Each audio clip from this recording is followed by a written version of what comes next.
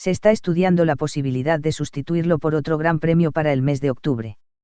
La FIM, la IRTA y Dorna Sports han anunciado la cancelación del Gran Premio de Tailandia, que debía celebrarse en el circuito internacional de Chang'e del 15 al 17 de octubre, debido a COVID-19. A pesar de los esfuerzos de todas las partes implicadas, la actual pandemia de COVID-19 y las restricciones derivadas de ella han obligado a cancelar el evento.